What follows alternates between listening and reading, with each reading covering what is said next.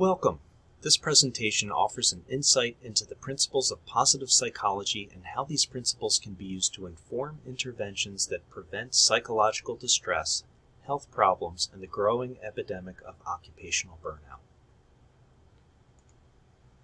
I'd like to provide a brief overview of occupational burnout, which is a growing concern among this country's workforce. Burnout is a syndrome or a collection of related symptoms that was first described about 40 years ago by Christina Maslach from Stanford University.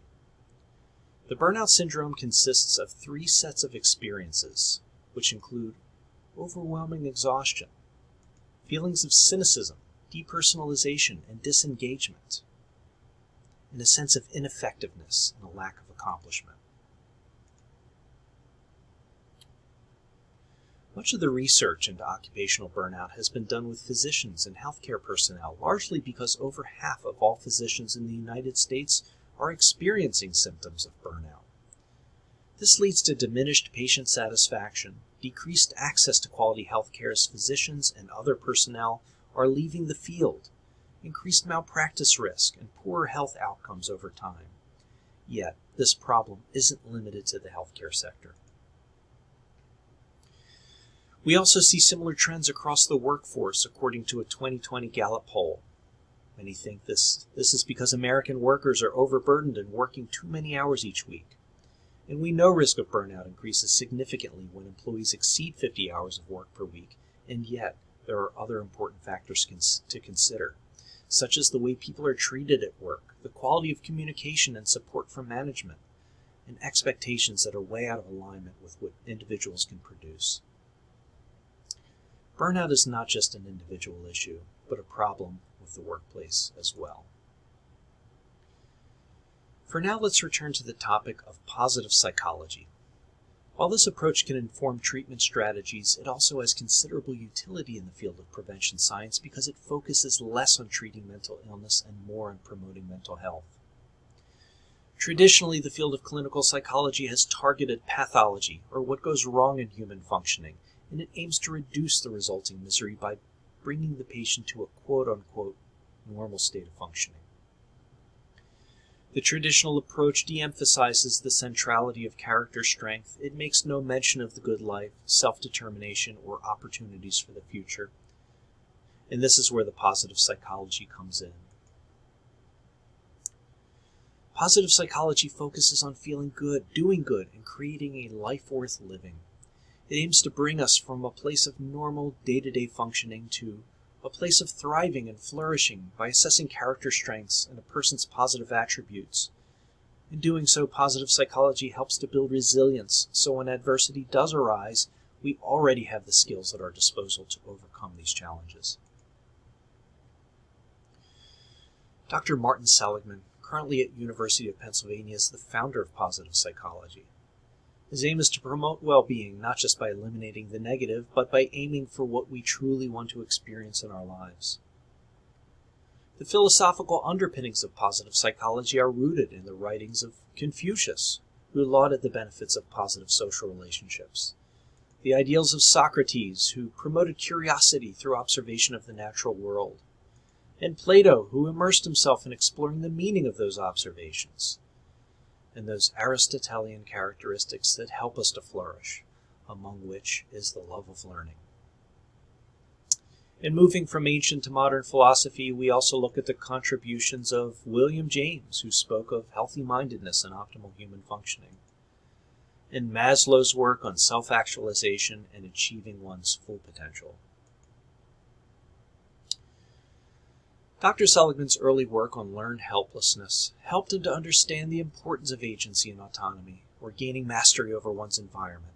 He realized that importance of being able to do what matters, or what produces optimal change in light of challenging or traumatic events. And he discussed the importance of explanatory style, otherwise known as optimism versus pessimism, and how we view our level of agency in the world. While pessimism sees negative events as permanent, pervasive, personal, and uncontrollable, optimism views challenging events as temporary and situational. All things must pass, and we can focus on what we can do and let go of the rest. That's why it weighs less.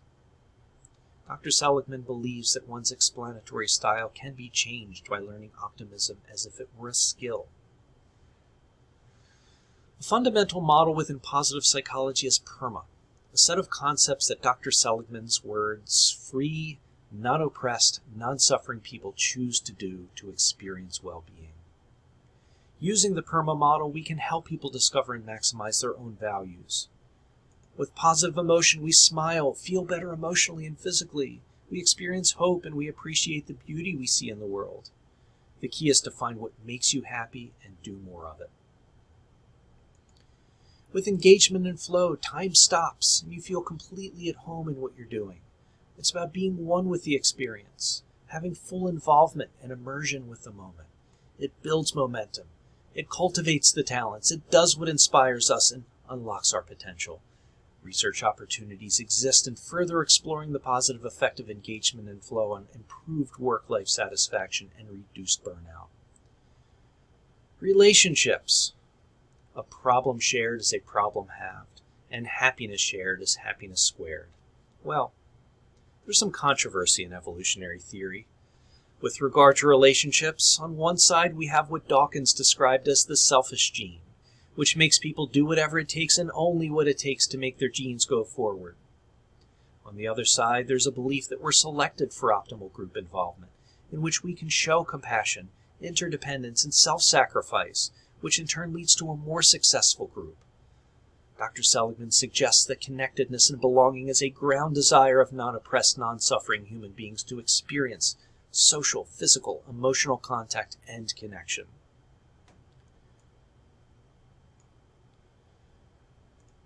There's great agreement on the meaning of meaning among philosophers.